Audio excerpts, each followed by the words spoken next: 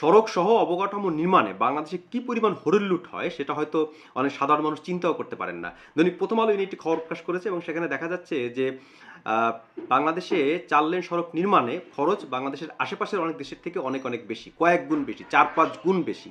মানে এই 4-5 গুণ খরচ বাড়ানো হচ্ছে এ কারণে যে এই টাকাটি বিভিন্ন জনের পকেটে যায়, রাজনীতিবিদ পান, আমলারা পান, ঠিকাদার তো পানি, মানে ঘাটে ঘাটে এই টাকা দেওয়া হয় এবং এভাবে জনগণের টাকা লোপাট করা হয়, জনগণের পকেট কাটা যায়। তো খরচের নমুনা দেখুন, চট্টগ্রাম কক্সবাজার পর্যন্ত সড়কে প্রতি কিলোমিটারে ব্যয় হয়েছে 306 কোটি টাকা, মানে 1 কিলোমিটার সড়ক নির্মাণে ব্যয় করা হয়েছে 306 কোটি টাকা। ঢাকা ভাঙায় 200 কোটি টাকা, ঢাকা সিলেট তাওয়াবিল পর্যন্ত এটা হচ্ছে 115 কোটি টাকা এবং এলেঙ্গা রংপুরে 100 কোটি টাকা, মানে এটা হচ্ছে প্রতি কিলোমিটারে ব্যয় হচ্ছে এই 4 লেন সড়ক নির্মাণে।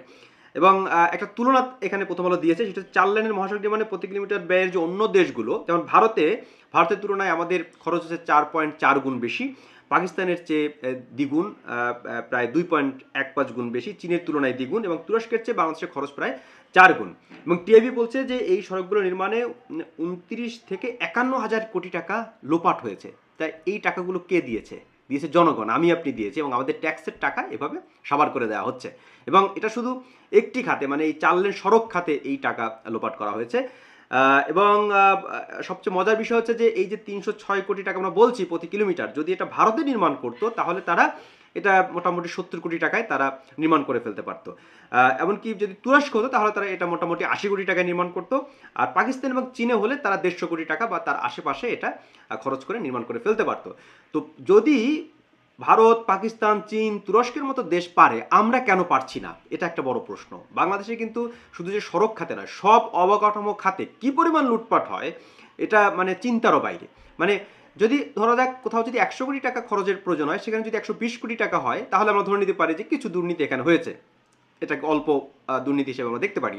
কিন্তু ব্যাপারটা হচ্ছে এরকম যে 100 কোটি টাকার প্রজেক্ট যেটা করা সম্ভব, সেটা 500 কোটি টাকায় নিয়ে যাওয়া হয়। মানে জনগণের টাকা ভয়ঙ্করভাবে তছরূপ করা হয় এখাতে।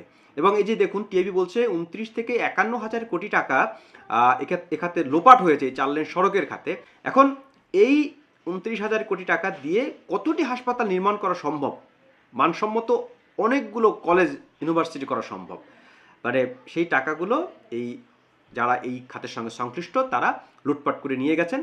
বাংলাদেশে এই লুটপাটের সংস্কৃতি কিন্তু পাল্টায় না, শুধু নাম পাল্টায়। যখন যারা ক্ষমতায় আসেন তারা সেই লুটপাট করেন এবং টাকাগুলো নিয়ে নেন। মানে এখানে ক্ষমতা বদল হয়, এখানে পরিস্থিতির বদল হয় না, পরিবেশের বদল হয় না। আশা করি বর্তমান যে সরকার আছে এবং ভবিষ্যতে যারা রাজনৈতিক সরকার আসবে তারা এক্ষেত্রে মনোযোগ দেবেন এবং এই লুটপাটের মাত্রা কমাবেন এবং জনগণের যে বিভিন্ন সমস্যা আছে সেই সব খাতে তারা ব্যয় করবেন। এবং এই লুটপাট যাতে না হয়, এক্ষেত্রে নাগরিকদের যেরকম সজাগ থাকার প্রয়োজন রয়েছে, তেমনিভাবে বিভিন্ন সংস্থাকে শক্তিশালী করা প্রয়োজন। যদি এক্ষেত্রে একটা কঠোর চোখ না থাকে, দৃষ্টি না থাকে, তাহলে এগুলো কিন্তু বন্ধ হবে না।